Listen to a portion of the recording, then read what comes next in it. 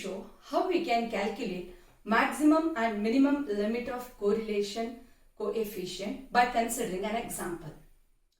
Look into the example. Calculate correlation coefficient between percentage of pass and fail students from the following data. Here they have given information about number of students and number of students who passed, but they didn't give information about percentage of number of students who failed. But they asked you to calculate correlation coefficient between percentage of fail and percentage of pass. So before going to calculate correlation coefficient, here we have to calculate number of students, number of failed students. So ಯಾವುದೇ ಒಂದು correlation coefficient problem ಇರಲಿ, ಅದನ್ನ solution ಮಾಡೋಕ್ಕೆ ಹೋಗೋಕ್ಕಿಂತ ಮೊದಲು ಏನಾದರೂ ಪ್ರಿಯರ್ calculations required ಇದೆಯಾ ಅಂತ ನೋಡ್ಕೊಳ್ಳಿ. ಏನನ್ನ ಕೇಳ್ತಾ ಇದ್ದಾರೆ, ಯಾವುದರ ನಡುವೆ ನಾವು ಕೊರಿಲೇಷನ್ ಕೋಎಫಿಷಿಯಂಟ್ ಕಂಡುಹಿಡಿಬೇಕು ಅನ್ನೋದನ್ನ ನೋಡ್ಕೊಳ್ಳಿ. ಅದನ್ನ ಮರೆತು ನೀವೇನಾದ್ರೂ ಕೋರಿಲೇಷನ್ ಕೋಎಫಿಷಿಯಂಟ್ ಎರಡು ಡಾಟಾ ಇದೆಯಲ್ಲ, number of students and pass, ಅದ್ರ ಮಧ್ಯೆ ಕಂಡುಹಿಡಿದ್ರೆ ಏನಾಗುತ್ತೆ, ಸೊ ಎಂಟೈರ್ ಪ್ರಾಬ್ಲಮ್ ತಪ್ಪಾಗುತ್ತೆ. ಆ ರೀತಿ ಮಾಡ್ಕೋಬೇಡಿ. ಸೊ ಏನ್ ಮಾಡ್ಬೇಕು, ನೀವು ಫಸ್ಟ್ ನೀವು ಪ್ರಾಬ್ಲಮ್ ಅನ್ನ ಕಂಪ್ಲೀಟ್ ಆಗಿ ಓದ್ಕೋಬೇಕು. ಓದ್ಕೊಂಡಾದ್ಮೇಲೆ ನಿಮಗೆ ಏನ್ ಕೇಳ್ತಾ ಇದ್ದಾರೆ ಅನ್ನೋದು ಕರೆಕ್ಟ್ ಆಗಿ ಅರ್ಥ ಆಗುತ್ತೆ. ಹಾಗೆ ಅರ್ಥ ಆದ್ಮೇಲೆ ಡಾಟಾ ಏನ್ ಅವೈಲೇಬಲ್ ಇದೆ, ಏನಾದ್ರೂ ಪ್ರಿಯರ್ ಕ್ಯಾಲ್ಕುಲೇಷನ್ಸ್ ಬೇಕಾ, ಅದನ್ನ ಅರ್ಥ ಮಾಡ್ಕೊಳ್ಳಿ. ಆ ರೀತಿ ಅರ್ಥ ಆದ್ಮೇಲೆ ಫಾರ್ಮುಲಾ ಏನು, ಏನನ್ನ ಯೂಸ್ ಮಾಡಬಹುದು ಅನ್ನೋದನ್ನ ನೋಡ್ಕೊಳ್ಳಿ. ಹಾಗೆ ಆದ್ಮೇಲೆ ಏನ್ ಮಾಡ್ಬೋದು, ನೀವು ಆಕ್ಚುಯಲ್ ಕ್ಯಾಲ್ಕುಲೇಷನ್ ಸ್ಟಾರ್ಟ್ ಮಾಡ್ಬೋದು. So here number of students ಇದೆ and number of students passed ಇದೆ ಅಲ್ವಾ. ಸೊ ಫೇಲ್ ಸ್ಟೂಡೆಂಟ್ ಬಗ್ಗೆ ಇನ್ಫಾರ್ಮೇಶನ್ ಇಲ್ಲ. ಹಾಗಾದ್ರೆ ನಾವು ಫಸ್ಟ್ ಏನ್ ಮಾಡಬೇಕು, percentage of students who passed and percentage of students who failed ಅನ್ನ ಫಸ್ಟ್ ನಾವು X variable and Y variable ಆಗಿ ತಗೊಳಕ್ಕೆ ಅದನ್ನ ಕ್ಯಾಲ್ಕುಲೇಷನ್ ಮಾಡ್ಕೋಬೇಕು. ಸೊ ಫಸ್ಟ್ ಸ್ಟೆಪ್ ಏನು, calculation of percentage of students. First step calculation of percentage of passed and failed. Percentage of passed and failed. So ಇವೆರಡನ್ನ calculation ಮಾಡ್ಕೊಂಡು ಆದ್ಮೇಲೆ ನೀವೇನ್ ಮಾಡ್ಬೋದು, ಎಕ್ಸ್ ವೇರಿಯೇಬಲ್ ಮತ್ತೆ ವೈ ವೇರಿಯೇಬಲ್ ನ ಕ್ಯಾಲ್ಕುಲೇಷನ್ ಮಾಡ್ಕೊಳಕ್ ಆಗುತ್ತೆ. ಸೊ ಇಲ್ಲಿ percentage of passed and failed ಅಂತ ನೋಡುವಾಗ ಟೋಟಲ್ ಸ್ಟೂಡೆಂಟ್ಸ್ ಎಷ್ಟಿದೆ, 800 ಇದೆ ಅಲ್ವಾ. ಫಸ್ಟ್ ಒನ್ ಅನ್ನ ನೋಡಿ, 800ಗೆ ಎಷ್ಟು ಜನ ಪಾಸ್ ಆಗಿದ್ದಾರೆ, 480 ಪಾಸ್ ಆಗಿದ್ದಾರೆ. ಸೊ ಅಲ್ಲಿ ಪರ್ಸೆಂಟೇಜ್ ಕ್ಯಾಲ್ಕುಲೇಷನ್ ಮಾಡೋಕ್ಕಿಂತ ಮೊದಲು ನಾವೇನ್ ಮಾಡಬೇಕು, ನಂಬರ್ ಆಫ್ ಸ್ಟೂಡೆಂಟ್ಸ್ ಎಷ್ಟು ಫೇಲ್ ಆಗಿದ್ದಾರೆ ಅನ್ನೋದನ್ನ ಕೂಡ ಕಂಡು ಹಿಡ್ಕೋಬೇಕು. ಸೊ ಏನ್ ಮಾಡೋಣ, ಫಸ್ಟ್ ಸ್ಟೆಪ್ ಅಲ್ಲಿ number of students, okay, next pass, next fail, next ಏನ್ ಬರುತ್ತೆ, percentage of pass and percentage of fail. So first ಇದೊಂದು ಟೇಬಲ್ ಅನ್ನು ನಾವು ನೀಟಾಗಿ ಪ್ರಿಪೇರ್ ಮಾಡ್ಕೊಂಡ್ಬಿಡೋಣ. ಓಕೆ, ನೆಕ್ಸ್ಟ್ ಹೋಗೋಕ್ಕಿಂತ ಮೊದಲು ಏನ್ ಮಾಡೋಣ, ಈ ಒಂದು ಟೇಬಲ್ ಅನ್ನ ಪ್ರಿಪೇರ್ ಮಾಡ್ಕೊಳ್ಳೋಣ. ಪರ್ಸೆಂಟೇಜ್ ಆಫ್ ಪಾಸ್ ಎಷ್ಟಿದೆ, ಫೇಲ್ ಎಷ್ಟಿದೆ, ಮತ್ತೆ ನಂಬರ್ ಆಫ್ ಫೇಲ್ ಸ್ಟೂಡೆಂಟ್ ಎಷ್ಟಿದ್ದಾರೆ ಅನ್ನೋದನ್ನ ಕ್ಯಾಲ್ಕುಲೇಷನ್ ಮಾಡ್ಕೊಳ್ಳೋಣ. ಓಕೆ,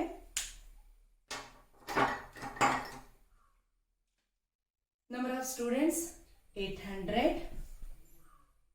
600, 900, 700, 500, 400.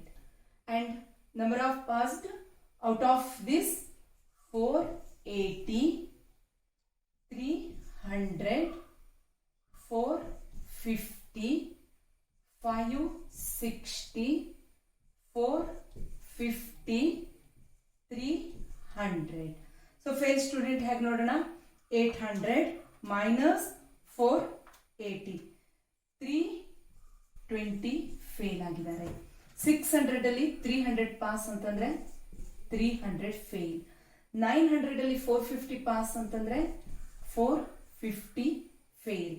700 ಅಲ್ಲಿ 560 ಪಾಸ್ ಅಂತಂದ್ರೆ 140 ಫೇಲ್. 500 ಅಲ್ಲಿ 450 ಪಾಸ್ ಅಂತಂದ್ರೆ 50 students fail.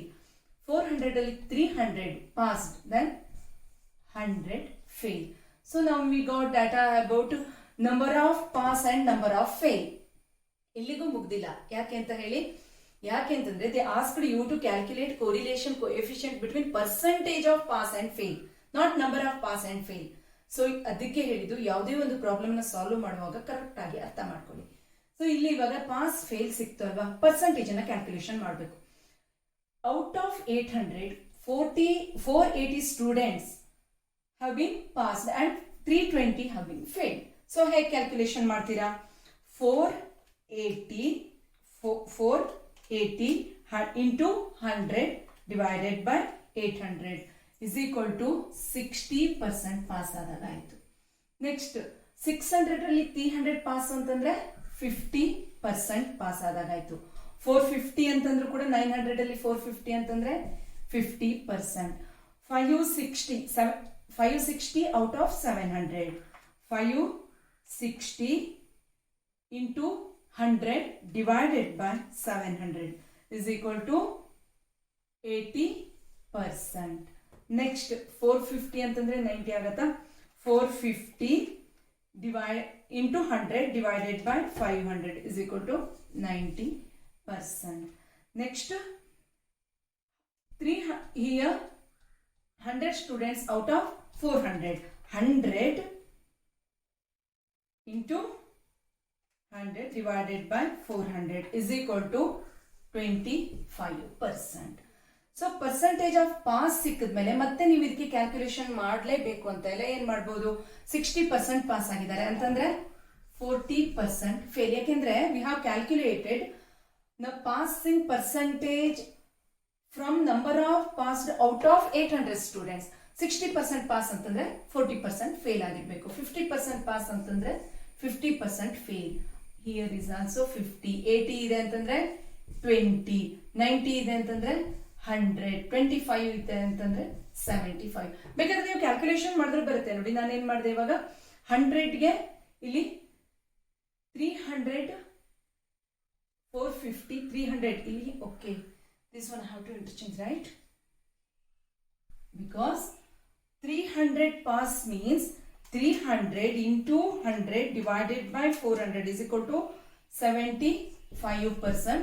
So remaining is 25%. So ಈ ಫೇಲ್ ಡಾಟಾ ಈಗ ಎಕ್ಸಾಂಪಲ್ 50 ತೋರಿಸ್ತೀನಿ ನೋಡಿ.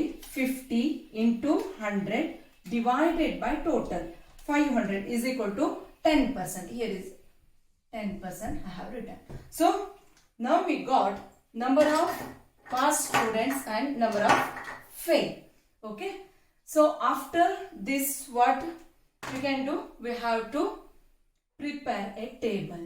Before going to preparation of a table, what we have to do? Here they have given number of pass and number of fail we calculated, but they asked you to calculate correlation coefficient between percentage of pass and percentage of fail. So ಒಂದನ್ನ ಯಾವ್ದಾದ್ರು x variable ಮತ್ತೆ ಇನ್ನೊಂದನ್ನ y variable ಅಂತ consider ಮಾಡ್ಬೇಕಲ್ಲ. ಅದಕ್ಕಾಗಿ second step ಅಲ್ಲಿ ನಾವೇನ್ ಮಾಡೋಣ? Second step ಅಲ್ಲಿ let us denote number of passed as x variable and number of failed as y variable. Okay, ಈಗ ನಂಬರ್ ಆಫ್ ಪಾಸ್ಡ್ ಅಂದ್ರೆ x ಆಯ್ತು, ನಂಬರ್ ಆಫ್ ಫೇಲ್ಡ್ ಅಂದ್ರೆ y ಆಯ್ತು. ನಾವು ಇವಾಗ ಕೋರಿಲೇಷನ್ ಕೋಎಫಿಷಿಯಂಟ್ ಕಂಡುಹಿಡಿಯಬೇಕು. ಸೊ ಕೋರಿಲೇಷನ್ ಕೋಎಫಿಷಿಯಂಟ್ ನ ಈ ರೀತಿ ಡಾಟಾ ಕಂಡುಹಿಡಿಯಬೇಕಾದ್ರೆ ನೀವೇನ್ ಮಾಡಬಹುದು? Either you can follow actual mean method or assumed mean method ಅನ್ನ ಫಾಲೋ ಮಾಡಬಹುದು. ಆಕ್ಚುಯಲ್ ಮೀನ್ ಮೆಥಡ್ ಫಾಲೋ ಮಾಡಬೇಕು ಅಥವಾ ಅಸ್ಯೂಮ್ಡ್ ಮೀನ್ ಮೆಥಡ್ ಫಾಲೋ ಮಾಡಬೇಕು ಅನ್ನೋದನ್ನ ಪ್ರಾಬ್ಲಮ್ ಅಲ್ಲೇ ಸ್ಪೆಸಿಫಿಕ್ ಆಗಿ follow actual mean method, assumed mean method ಅಂತ ಕೇಳಿದ್ರೆ ಫಾಲೋ ಮಾಡಿ. ಇಲ್ಲ ಅಂತಂದ್ರೆ ಆಕ್ಚುಯಲ್ ಮೀನು ರೌಂಡ್ ಫಿಗರ್ ಸಿಗತ್ತೆ ಅಂತಂದ್ರೆ ಆಕ್ಚುಯಲ್ ಮೀನ್ ಮೆಥಡ್ ಅನ್ನ ಫಾಲೋ ಮಾಡಿ. ಸಿಕ್ಕಿಲ್ಲ ಫ್ರಾಕ್ಷನಲ್ ವ್ಯಾಲ್ಯೂಸ್ ಬರುತ್ತೆ ಅಂತಂದ್ರೆ ಏನ್ ಮಾಡಿ, ಅಸ್ಯೂಮ್ಡ್ ಮೀನ್ ಮೆಥಡ್ ಅನ್ನ ಫಾಲೋ ಮಾಡಿ. ಸೊ ಇಲ್ಲಿ ನಂಬರ್ ಆಫ್ ಪಾಸ್ ಫೇಲ್ ಅಂತ ನೋಡಿದಾಗ ನಿಮ್ಗೆ ಟೋಟಲ್ ನೋಡಿ, ನಾನು ಜಸ್ಟ್ ಚೆಕ್ ಮಾಡ್ಕೋತೀನಿ. 60 plus 50 plus 50 plus 80 plus 90 plus 75 divided by numbers 1 2 3 4 5 6 divided by 6 is equal to 67.5 ಬರ್ತಾ ಇದೆ, ಅಂದ್ರೆ ಫ್ರಾಕ್ಷನಲ್ ವ್ಯಾಲ್ಯೂಸ್. ಸೊ ಹಾಗಾದ್ರೆ ಏನ್ ಮಾಡೋಣ, ಆಕ್ಚುಯಲ್ ಮೀನ್ ಮೆಥಡ್ ಬೇಡ, ಫ್ರಾಕ್ಷನಲ್ ವ್ಯಾಲ್ಯೂಸ್ ಎಲ್ಲ ಬರ್ತಾ ಇದೆ. ಒಂದು ಮೀನ್ ವ್ಯಾಲ್ಯೂನ ಅಸ್ಯೂಮ್ ಮಾಡಿಕೊಂಡು ಅಸ್ಯೂಮ್ಡ್ ಮೀನ್ ಮೆಥಡ್ ಅನ್ನ ಫಾಲೋ ಮಾಡೋಣ. ಅಸ್ಯೂಮ್ಡ್ ಮೀನ್ ಮೆಥಡ್ ಅನ್ನ ಫಾಲೋ ಮಾಡಿದಾಗ ಕೋರಿಲೇಷನ್ ಕೋಎಫಿಷಿಯಂಟ್ ಫಾರ್ಮುಲಾ ಏನಾಗುತ್ತೆ, RXY is equal to R. Assumed mean method ಅನ್ನ ಫಾಲೋ ಮಾಡ್ತಾ ಇದೀವಿ ನಾವು. N sum of dx dy minus sum of dx into sum of dy divided by root of n sum of dx square minus sum of dx whole square into n sum of dy square minus sum of dy whole square. So this is the formula. ನಮಗೆ ಇಲ್ಲಿ ಈ x ಅಂತಂದ್ರೆ x dx dy sum of dx sum of dy sum of dx square sum of dy square ಇವಿಷ್ಟು ಬೇಕು ಅಂತಂದ್ರೆ ಏನ್ ಮಾಡಬೇಕು, ಒಂದು ಟೇಬಲ್ ಅನ್ನ ಪ್ರಿಪೇರ್ ಮಾಡ್ಕೊಳ್ಳೋಣ. ಓಕೆ, ಯಾವ ರೀತಿಯಾಗಿ ಅಸ್ಯೂಮ್ಡ್ ಮೀನ್ ಮೆಥಡ್ ಉಪಯೋಗಿಸಬೇಕು ಅಥವಾ ಆಕ್ಚುಯಲ್ ಮೀನ್ ಅನ್ನೋದನ್ನ ಹೇಗೆ ಡಿಸಿಷನ್ ತಗೋತೀರಾ, ಜಸ್ಟ್ ಒಂದ್ಸಲ ನೋಡ್ಕೊಳ್ಳಿ. ಫ್ರಾಕ್ಷನಲ್ ಫಿಗರ್ ಬಂತು ಅಂತಂದ್ರೆ ನೀವೇನ್ ಮಾಡ್ಬೋದು ಅಂದ್ರೆ ಆಕ್ಚುಯಲ್ ಮೀನ್ ಫ್ರಾಕ್ಷನಲ್ ಬಂತು ಅಂತಂದ್ರೆ ನೀವು ಅಸ್ಯೂಮ್ಡ್ ಮೀನ್ ಮೆಥಡ್ ಅನ್ನ ಫಾಲೋ ಮಾಡಬಹುದು, ಈಸಿ ಆಗುತ್ತೆ. ಅದೇ ನಿಮಗೆ ಪ್ರಾಬ್ಲಮ್ ಅಲ್ಲೇ ಸ್ಪೆಸಿಫಿಕ್ ಆಗಿ ಫಾಲೋ ಆಕ್ಚುಯಲ್ ಮೀನ್ ಮೆಥಡ್ ಅಥವಾ ಅಸ್ಯೂಮ್ಡ್ ಮೀನ್ ಅಂತ ಕೊಟ್ಟಾಗ ಮಾತ್ರ ಏನ್ ಮಾಡ್ಬೇಕು, ನೀವು ಫ್ರಾಕ್ಷನಲ್ ಬರ್ಲಿ ರೌಂಡ್ ಫಿಗರ್ ಬರ್ಲಿ, ನೀವು ಯಾವ ಮೆಥಡ್ ಅನ್ನ ಕೇಳಿರ್ತಾರೋ ಅದೇ ಮೆಥಡ್ ಅನ್ನ ಫಾಲೋ ಮಾಡಬೇಕು.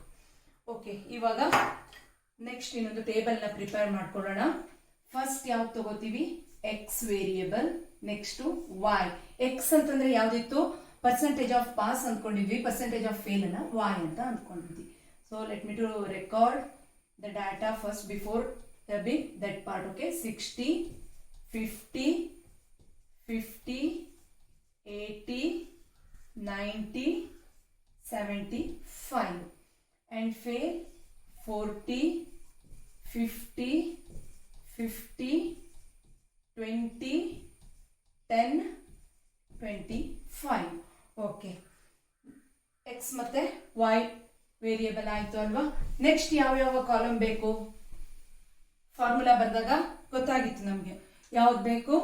ನೆಕ್ಸ್ಟ್ ಬೇಕಾಗಿರುವಂತದ್ದು after X Y dx column ಬೇಕು, ನೆಕ್ಸ್ಟ್ dy ಕಾಲಮ್ ಬೇಕು, next dx square, next dy square, next dx dy. ಇಷ್ಟು ಕಾಲಮ್ಗಳು ನಮಗೆ ಬೇಕಾಗುತ್ತೆ. ಟೇಬಲ್ ಅನ್ನ ನೀಟಾಗಿ ಡ್ರಾ ಮಾಡ್ಕೊಳ್ಳಿ. ಟೋಟಲ್ಗೆ ಒಂದು ರೋ ಅನ್ನ ಆಡ್ ಮಾಡಿ.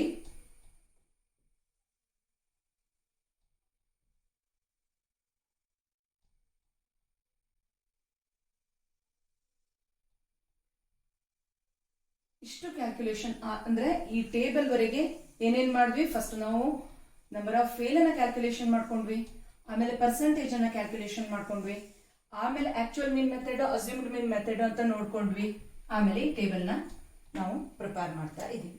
ಓಕೆ, ಈ ಟೇಬಲ್ ಅಲ್ಲಿ ಇವತ್ತಿನ ವಿಡಿಯೋದಲ್ಲಿ ಇನ್ನೊಂದು ಅಡಿಷನಲ್ ಇನ್ಫಾರ್ಮೇಶನ್ ಕೊಡ್ತಾ ಇದ್ದೀನಿ ನಿಮ್ಗೆ. ಅಸ್ಯೂಮ್ಡ್ ಮೀನ್ ಮೆಥಡ್ ಅನ್ನು ನಾವು ಫಾಲೋ ಮಾಡುವಾಗ ಏನ್ ಮಾಡ್ಬೋದು ಅಂತ. ಸೊ ಇಲ್ಲಿ ಯಾವ್ದಾದ್ರು ಒಂದನ್ನ ಅಂದ್ರೆ ಫಸ್ಟ್ ಎಕ್ಸ್ ಅಲ್ವಾ, ಯಾವ್ದಾದ್ರು ಒಂದು ವ್ಯಾಲ್ಯೂನ ನಾನು ಅಸ್ಯೂಮ್ಡ್ ಮೀನ್ ವ್ಯಾಲ್ಯೂ ಆಗಿ ತಗೋಬೇಕು. ನಾನು ಇಲ್ಲಿ 60 ಅನ್ನ ತಗೋತೀನಿ. ಓಕೆ, ಎಕ್ಸ್ ಗೆ ಏನ್ ಮಾಡ್ತೀನಿ, 60 ಅನ್ನ ಅಸ್ಯೂಮ್ಡ್ ವ್ಯಾಲ್ಯೂ. ಹಾಗಾದ್ರೆ dx ಅಂದ್ರೆ ಏನು, this is nothing but X minus 60 ಮಾಡಿದ್ರೆ ನನಗೇನು ಸಿಗುತ್ತೆ, ಈ ವ್ಯಾಲ್ಯೂಸ್ ಎಲ್ಲವೂ ಸಿಗತ್ತೆ ಅಲ್ವಾ. ಎಕ್ಸ್ ಮೈನಸ್ ಅಸ್ಯೂಮ್ಡ್ ಮೀನ್ ವ್ಯಾಲ್ಯೂ, ಸೊ dx ವ್ಯಾಲ್ಯೂ ಸಿಗತ್ತೆ. ಇಲ್ಲಿ ನೋಡಿ ನಿಮಗೆ ಅಸ್ಯೂಮ್ಡ್ ಮೀನ್ ಅಂತಂದ್ರೆ ಇಲ್ಲಿರೋ ಒಂದು ಸಂಖ್ಯೆನೆ ಸೆಲೆಕ್ಷನ್ ಮಾಡ್ಕೋಬೇಕು ಅಂತ ಇಲ್ಲ. ಕರೆಕ್ಟ್ ಆಗಿ ಕೇಳಿಸ್ಕೊಳ್ಳಿ. ಈಗ y ಅಲ್ವಾ, y ಅಲ್ಲಿ ನಾನು ಅಸ್ಯೂಮ್ಡ್ ಮೀನ್ ವ್ಯಾಲ್ಯೂ ಆಗಿ 40, 50, 50, 20, 10, 25 ತಗೋಬೇಕು ಅಂತ ಇಲ್ಲ. ಯಾವ್ದನ್ನ ತೆಗೆದುಕೋಬಹುದು? ಈ y ವ್ಯಾಲ್ಯೂಸ್ ಅನ್ನ ನೋಡಿ. Which is the minimum value in all these? 10 ಅಲ್ವಾ. ಮ್ಯಾಕ್ಸಿಮಮ್ ಯಾವುದು? 50. ಸೊ 10 ಇಂದ 50 ಒಳಗಡೆ ನೀವು ಯಾವ್ದಾದ್ರೂ ಒಂದು ವ್ಯಾಲ್ಯೂನ, ಯಾವುದೇ ಒಂದು ವ್ಯಾಲ್ಯೂ ಅದು ಇಲ್ಲಿ ಇರಲೇಬೇಕು ಅಂತ ಇಲ್ಲ. ಅರ್ಥ ಆಗ್ತಾ ಇದೆ ಅನ್ಕೋತೀನಿ. 10 ಇಂದ 50 ಒಳಗಡೆ ಯಾವ್ದಾದ್ರೂ ಒಂದು ವ್ಯಾಲ್ಯೂ 30 ಇರ್ಬೋದು, 35 ಇರ್ಬೋದು, 38 ಇರ್ಬೋದು, ಅಥವಾ 25 ಇರ್ಬೋದು. 25 ಇದೆಯಾ? ಇದೆ ಅಲ್ವಾ. ಓಕೆ, 28 ಇರ್ಬೋದು. ಹೀಗೆ ಯಾವ್ದಾದ್ರೂ ಒಂದು ವ್ಯಾಲ್ಯೂನ ತಗೋಬಹುದು. ನಾನು ಈ ಇನ್ಫಾರ್ಮೇಶನ್ ಯಾಕೆ ಹೇಳ್ತಾ ಇದ್ದೀನಿ ಅಂತಂದ್ರೆ, ಕೆಲವಷ್ಟು ಟೈಮ್ ಪ್ರಾಬ್ಲಮ್ ಅಲ್ಲಿ ಏನ್ ಮಾಡ್ತಾರೆ ಅಂತಂದ್ರೆ, ಈ ತರ ಒಂದು ಕಾಲಮ್ ಗಳನ್ನ ಕೊಟ್ಬಿಟ್ಟು ಅಸ್ಯೂಮ್ 35 ನೋಡಿ, ಈ ಸೀರೀಸ್ಗೆ ಹೇಳ್ಬೇಕು ಅಂತಂದ್ರೆ 35 ಆಸ್ ಮೀನ್ ವ್ಯಾಲ್ಯೂ ಅಂತ ಕೊಡ್ತಾರೆ. ಆಗ ನಿಮ್ಗೆ ಕನ್ಫ್ಯೂಷನ್ ಸ್ಟಾರ್ಟ್ ಆಗುತ್ತೆ. ಯಾಕೆ ಇಲ್ಲಿ 35 ಅನ್ನೋದೇ ಇಲ್ಲ, ಹಾಗಾದ್ರೆ ನಾವು ಅದನ್ನ ತಗೋಬೇಕು ಅಥವಾ ಪ್ರಿಂಟ್ ಮಿಸ್ಟೇಕ್, ಪ್ರಾಬ್ಲಮ್ ರಾಂಗ್ ಆಗಿದೆಯೋ, ಈ ತರ ಎಲ್ಲ ಥಿಂಕ್ ಮಾಡ್ತೀರಾ ನೀವು. ಸೊ ಆ ರೀತಿ ಅಲ್ಲ, ಯಾವ್ದಾದ್ರೂ ಒಂದು 10 ಇಂದ 50 ಒಳಗಡೆ. ನಾನು ಈ ಪ್ರಾಬ್ಲಮ್ಗೆ ಏನ್ ಮಾಡ್ತೀನಿ ಅಂತಂದ್ರೆ, ನಿಮ್ಗೆ ಇದನ್ನ ಕ್ಲಾರಿಫೈ ಮಾಡೋದಕ್ಕಾಗಿ 35 ಅನ್ನ, ಯಾಕೆಂದ್ರೆ 35 ಕಮ್ಸ್ ಇನ್ ಬಿಟ್ವೀನ್ 10 to 50 ಅಲ್ವಾ. ಸೊ y ಮೈನಸ್ 35 ಅಂತ ತಗೋತೀನಿ. ಒಂದು ಬೇರೆ ವ್ಯಾಲ್ಯೂನೇ ತಗೊಂಡಿದ್ದೀನಿ, ಬಟ್ ಆ ವ್ಯಾಲ್ಯೂ ಯಾವ್ದ್ರೊಳಗಿರ್ಬೇಕು? ಇಲ್ಲಿ ಬರುವಂತಹ ಮಿನಿಮಮ್ ಮತ್ತು ಮ್ಯಾಕ್ಸಿಮಮ್ ವ್ಯಾಲ್ಯೂದ ಮಧ್ಯ ಇದ್ರೆ ಆಯ್ತು ಅಷ್ಟೇ. ನೋಡಿ, ಈ ತರ ತಗೊಂಡಿದ್ದೀನಿ. ಎಕ್ಸ್ ಅನ್ನ ಅಲ್ಲೇ ಇದ್ದ ಒಂದು ವ್ಯಾಲ್ಯೂ, ಎಕ್ಸ್ ಅನ್ನು ಕೂಡ ಅಷ್ಟೇ 60 ತಗೋಬೇಕು ಅಂತ ಇಲ್ಲ. ಮಿನಿಮಮ್ ವ್ಯಾಲ್ಯೂ ಯಾವುದು? 50. ಮ್ಯಾಕ್ಸಿಮಮ್ ಯಾವುದು? 90. ಇನ್ ಬಿಟ್ವೀನ್ 50 to 90 ನೀವು ಯಾವುದೇ ಒಂದು ವ್ಯಾಲ್ಯೂನ ನಿಮಗೆ ಸರಿ ಅನ್ಸಿದ್ದಾನ ಅಥವಾ ಈಸಿ ಅನ್ಸಿದ್ದಾನ ನೀವು ಇಲ್ಲಿ ತಗೋಬಹುದು. ಆಗ್ಲೂ ಕೂಡ ಪ್ರಾಬ್ಲಮ್ ಅದೇ ಆನ್ಸರ್ ಬರುತ್ತೆ. ಸೊ ನೀವು ಒಂದು ಟಾಸ್ಕ್ ಅನ್ನ ಮಾಡಬಹುದು. ಈ ಪ್ರಾಬ್ಲಮ್ ಅನ್ನ ನೋಡ್ ಆದ್ಮೇಲೆ ಸೊಲ್ಯೂಷನ್ ಎಷ್ಟು ಬರುತ್ತೆ ನೋಡ್ಕೊಳ್ಳಿ. ಅಂಡ್ ಇಲ್ಲಿ ಅಸ್ಯೂಮ್ಡ್ ಮೀನ್ ಆಗಿ 40 ಅನ್ನ ಕನ್ಸಿಡರ್ ಮಾಡಿ. 40 ಅನ್ನ ಕನ್ಸಿಡರ್ ಮಾಡಿ ಕಂಪ್ಲೀಟ್ ಪ್ರಾಬ್ಲಮ್ ಅನ್ನ ಮತ್ತೆ ಸೊಲ್ಯೂಷನ್ ಮಾಡಿ ನಿಮ್ಗೆ ಸಿಮಿಲರ್ ಆನ್ಸರ್ ಬಂತೋ ಇಲ್ವಾ ಅಂತ ನೋಡ್ಕೊಳ್ಳಿ. Okay, let me to continue. So dx ಬೇಕು ಅಲ್ವಾ. 60 minus 60 0. 50 minus 60 minus 10. 50 minus 60 minus 10. 80 minus 60 minus 80 minus 60. It's not minus, plus 20. 80 minus 60 20. 90 minus 60 30. And 75 minus 60 is 15. Next dy ಗೆ ನಾನು ಏನ್ ಹೇಳಿದೆ? y minus 35 ಅಂತ ಹೇಳಿದ್ದೀನಿ.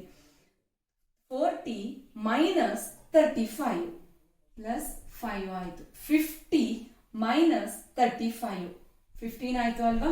50 minus 35 15 ಆಯ್ತು. 50 minus 35 15. ಇಲ್ಲೂ ಕೂಡ 15.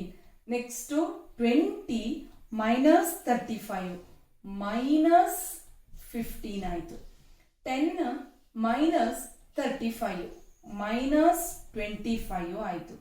25 minus 35 minus 10 ಆಯ್ತು. ಸೊ 5 15 15 15 minus 25 minus 10 ವ್ಯಾಲ್ಯೂಸ್ ಬಂತು ಅಲ್ವಾ. ನೆಕ್ಸ್ಟ್ ಏನ್ ಮಾಡಬೇಕು? dx square dy square. dx square ಅನ್ನ ನೋಡಿ, 0 ಇದೆ 0. 10 ಸ್ಕ್ವೇರ್ ಅಂತಂದ್ರೆ 100. 10 square 100. Next 20. 10 square 100. Next 20 square. 20 square 400. 30 square 900. Next 15 square 225. Okay, next 5 square 15 square 15 square 15 square 225. 25 square 625. 10 square 100. Next dx into dy. 0 into 5 0. Next minus 10 plus 15 minus ಬರುತ್ತೆ. 150 Here minus 10, 15. Minus 150. 15 minus 15 into 20. Minus 300. Here minus 25 into 30 is equal to minus 750. Minus 10 into 15 minus 150. All negative values we got. Okay. So after this what we have to do? We have to calculate total of these columns. So xy total ನಮಗೆ ಅವಶ್ಯಕತೆ ಇಲ್ಲ. Sum of dx ಬೇಕು, sum of dy ಬೇಕು, sum of dx square ಬೇಕು, sum of dy square ಬೇಕು, sum of dx dy ಬೇಕು. So ಅದನ್ನ ಮತ್ತೆ ಟೋಟಲ್ ಮಾಡ್ತಾ ಇರಬೇಡಿ. ಇಲ್ಲಿ ನೋಡ್ಕೊಳ್ಳಿ 15 plus 30 plus 20 minus 10 minus 10 is equal to 45. So what is this? 45 is sum of dx. Sum of dy ಎಷ್ಟಾಗುತ್ತೆ ನೋಡೋಣ. 5 plus 15 plus 15 minus 15 minus 25 minus 10 is equal to minus 15. Sum of dy minus 15 bantu. Next 100 plus 100 plus 400 plus 900 plus 225 is equal to 1725.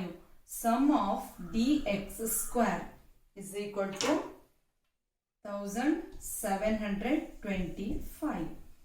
Next 25 plus 225 plus 225 plus 225 plus 625 plus 100 is equal to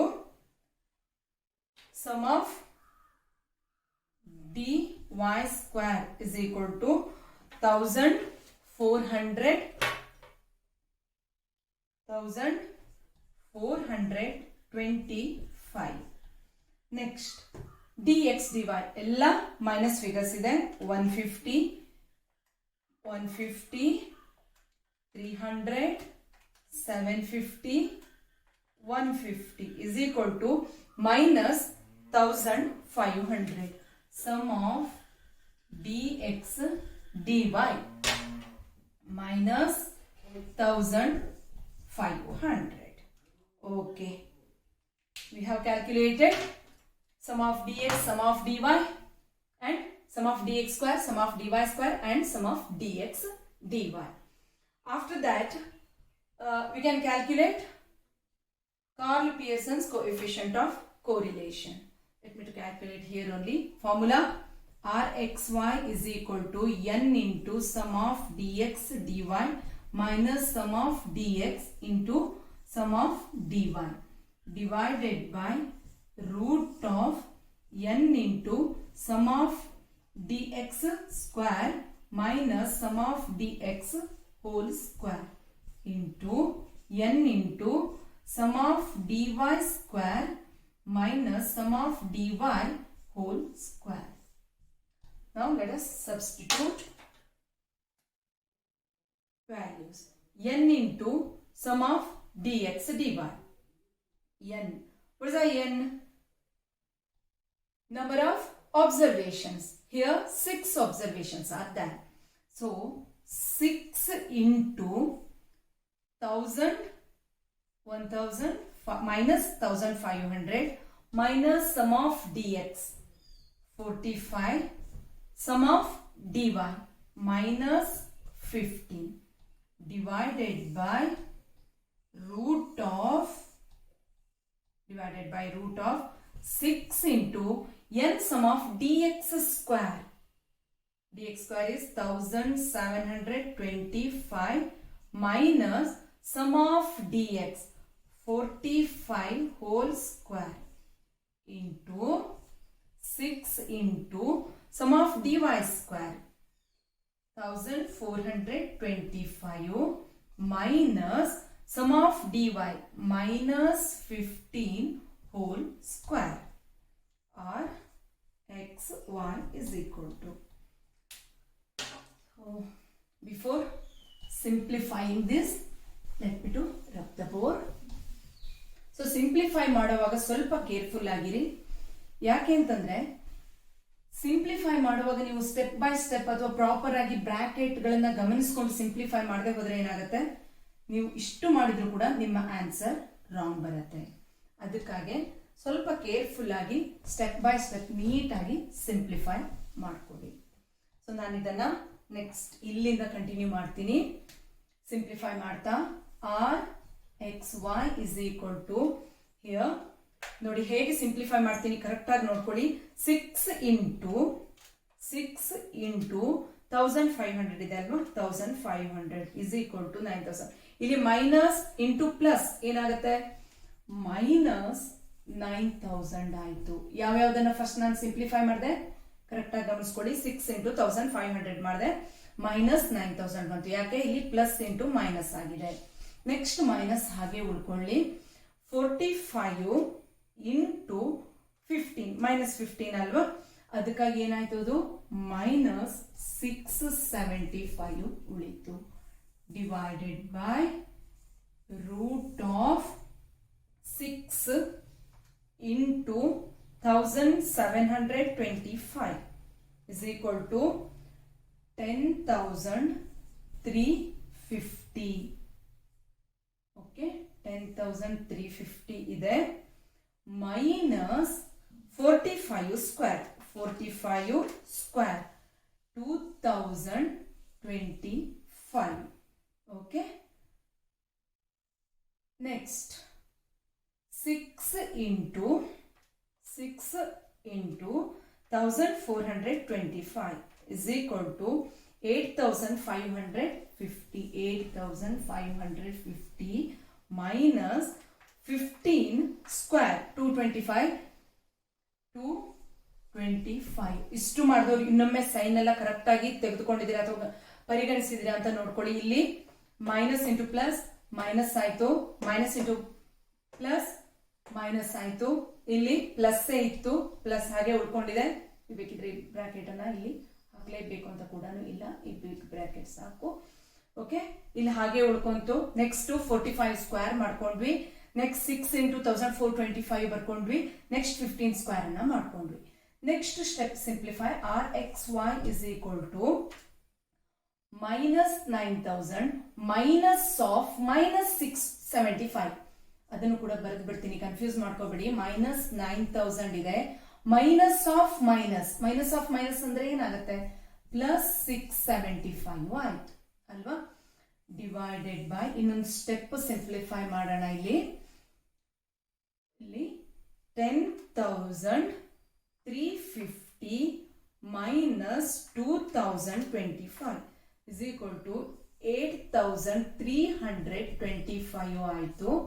next ಇಲ್ಲಿ 8,550 minus 225 is equal to 8,325 ಆಯ್ತು. Next step ಅಲ್ಲಿ r xy is equal to minus plus ಏನಾಗುತ್ತೆ, 9000 ಅಲ್ಲಿ ನೀವು 675 ಅನ್ನ ಕಳೆದ್ರೆ ಅಂದ್ರೆ minus 8,325 ಉಳ್ಕೊಂಡಿತ್ತು. Next ಈ ಸ್ಟೆಪ್ ಅಲ್ಲಿ ಏನ್ ಮಾಡೋಣ, ಇಲ್ಲಿ ರೂಟ್ ಅನ್ನ ತೆಗೆದು ಬಿಡೋಣ, ಮತ್ತೆ ಮಲ್ಟಿಪ್ಲೈ ಮಾಡಿ ಒಂದು ಸ್ಟೆಪ್ ಅನ್ನ ಮರ್ಜ್ ಮಾಡೋಣ. ಯಾವ ರೀತಿಯಾಗಿ ಮರ್ಜ್ ಮಾಡೋದು, 8,325 into 8,325 is equal to again root. ಇಲ್ಲಿ ಎರಡು ಒಂದೇ ಇದ್ಮೇಲೆ ಏನಾಗುತ್ತೆ ನಿಮ್ಗೆ 8,325 ನೇ ಬರುತ್ತೆ ರೂಟ್ ಅನ್ನ ತೆಗೆದಾಗ.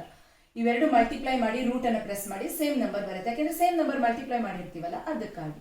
Okay, next minus 8,325 divided by plus 8,325. r xy is equal to minus 1. Okay, so now we have calculated correlation coefficient value. What is the inference for this result? There is high degree of negative correlation between x and y. x and y ಅಂತಂದ್ರೆ number of student passed and number of students failed. Okay, ಒಂದಾಯ್ತು. ಆದ್ರೆ ಇದನ್ನ ಕೇಳಿಲ್ಲ, ಇದ್ರ ಜೊತೆಗೆ ಏನನ್ನ ಕೇಳಿದ್ದಾರೆ, minimum limit ಮತ್ತೆ maximum limit of correlation coefficient ಕೇಳಿಲ್ವಾ.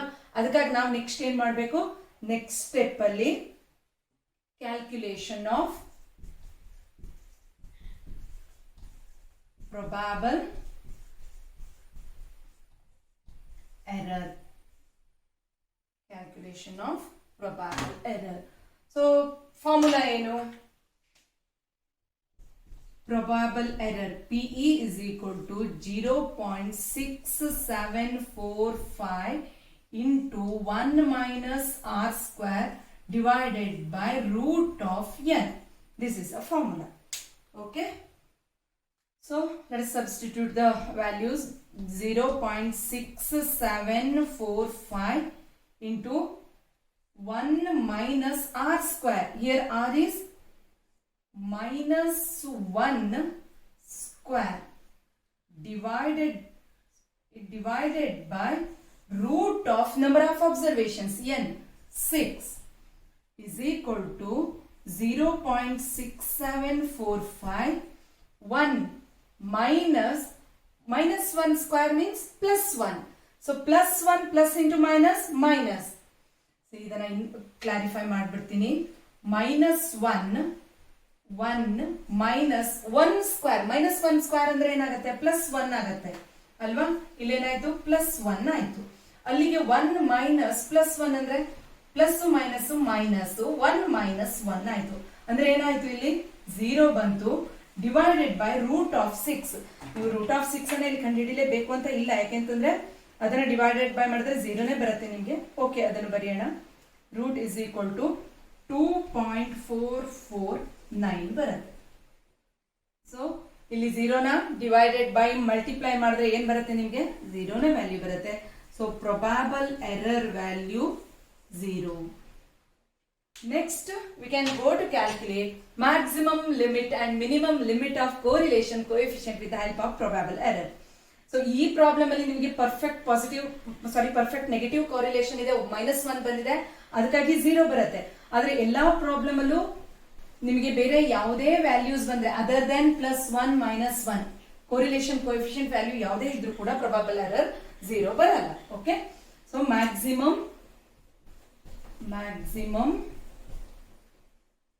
limit of r is equal to r plus PE. r value ಏನಿದೆ, -1 ಇದೆ, PE ವ್ಯಾಲ್ಯೂ 0 ಇದೆ. ಸೊ ಮ್ಯಾಕ್ಸಿಮಮ್ ಲಿಮಿಟ್ ಟು -1 ಆಯ್ತು. Next minimum limit of correlation coefficient is equal to r minus PE. r ಎಷ್ಟಿದೆ, -1 ಇದೆ, -0 is equal to ಏನಾಯ್ತು, -1 ಉಳಿತು. So r is equal to -1 ಆಯ್ತು. Maximum limit ಕೂಡ -1 ಆಯ್ತು. ಮಿನಿಮಮ್ ಲಿಮಿಟ್ ಕೂಡ -1 ಆಯ್ತು. ಪ್ರೊಬಾಬಲ್ ಎರರ್ ವ್ಯಾಲ್ಯೂ ಎಷ್ಟಿದೆ, 0 ಇದೆ. C, this is the answer for this question. ಯಾವಾಗ ಕೋರಿಲೇಷನ್ ಕೋಎಫಿಷಿಯಂಟ್ ವ್ಯಾಲ್ಯೂ +1 ಅಂದ್ರೆ perfect positive correlation between 2 variable ಬರುತ್ತೋ ಅಂಡ್ ಪರ್ಫೆಕ್ಟ್ ನೆಗೆಟಿವ್ ಬರುತ್ತೋ ಆಗೆಲ್ಲ ಪ್ರೊಬಾಬಲ್ ವ್ಯಾಲ್ಯೂ ಎರರ್ ವ್ಯಾಲ್ಯೂ 0 ಇರುತ್ತೆ. ಅಲ್ಲಿ ನಿಮಗೆ ಯಾವುದನ್ನ ನೀವು ಕೋರಿಲೇಷನ್ ಕೋಎಫಿಷಿಯಂಟ್ ವ್ಯಾಲ್ಯೂ ಆಗಿ ನಿಮಗೆ ಕ್ಯಾಲ್ಕುಲೇಷನ್ ಅಲ್ಲಿ ಬಂದಿತ್ತು ಅದೇ value maximum and minimum limit ಅಲ್ಲಿ ಬರುತ್ತೆ. ಯಾಕೆಂತಂದ್ರೆ ಯಾವತ್ತು ನೋಡಿ ಕೋರಿಲೇಷನ್ ಕೋಎಫಿಷಿಯಂಟ್ ವ್ಯಾಲ್ಯೂಸ್ ಯಾವ್ದ್ರೊಳಗಿರುತ್ತೆ, ಇಟ್ ಲೈಸ್ ಬಿಟ್ವೀನ್ -1 to +1. ಇದಕ್ಕಿಂತ ಹೆಚ್ಚು ಆಗಲ್ಲ, ಇದಕ್ಕಿಂತ ಕಡಿಮೆ ಆಗೋಕ್ಕೂ ಸಾಧ್ಯ ಇಲ್ಲ ಅಲ್ವಾ. ಅದಕ್ಕಾಗಿ ಯಾವುದೇ ಬರಲಿ 0 ಬಂತು ಅಂತ ಇಲ್ಲಿಗೆ ಕ್ಯಾಲ್ಕುಲೇಷನ್ ನಿಲ್ಲಿಸಬೇಡಿ. ಪ್ರೊಬಾಬಲ್ ಎರರ್ 0 ಬಂದಿದೆ, ಮ್ಯಾಕ್ಸಿಮಮ್ ಲಿಮಿಟ್ ಮಿನಿಮಮ್ ಲಿಮಿಟ್ ಅದೇ ಇರುತ್ತೆ, ಮತ್ತೆ ಯಾಕೆ ಕ್ಯಾಲ್ಕುಲೇಷನ್ ಮಾಡಬೇಕು ಅಂತ ನಿಲ್ಲಿಸಬೇಡಿ. Because they have asked you to calculate maximum limit and minimum limit. ಇದಕ್ಕೂ ಕೂಡ ಮಾರ್ಕ್ಸ್ ಅವಾರ್ಡ್ ಆಗಿರುತ್ತೆ. ಸೊ ನೀವು ಈ ಫಾರ್ಮುಲಾನ ಬರೀಬೇಕು, ವ್ಯಾಲ್ಯೂಸ್ ಸಬ್ಸ್ಟಿಟ್ಯೂಟ್ ಮಾಡಬೇಕು, ಕ್ಯಾಲ್ಕುಲೇಷನ್ ನ ತೋರಿಸಬೇಕು, ಅದೇ ಇದ್ರೂ ಕೂಡ. ಅರ್ಥ ಆಯ್ತು ಅಂದ್ಕೋತೀನಿ. ಈ ಪ್ರಾಬ್ಲಮ್ ಅಲ್ಲಿ ನಾನು 2-3 ಹೊಸ ವಿಷಯಗಳನ್ನ ನಿಮಗೆ ಟಿಪ್ಸ್ ಗಳನ್ನ ಹೇಳ್ಬೋದು. ಕೋರಿಲೇಷನ್ ಕೋಎಫಿಷಿಯಂಟ್ ಬಗ್ಗೆ ಕೊಟ್ಟಿದ್ದೀನಿ, ಕರೆಕ್ಟ್ ಆಗಿ ವಿಡಿಯೋನ ನೋಡ್ಕೊಳ್ಳಿ ಮತ್ತೆ ಸಾಲ್ವ್ ಮಾಡಿ. Okay, thanks for watching.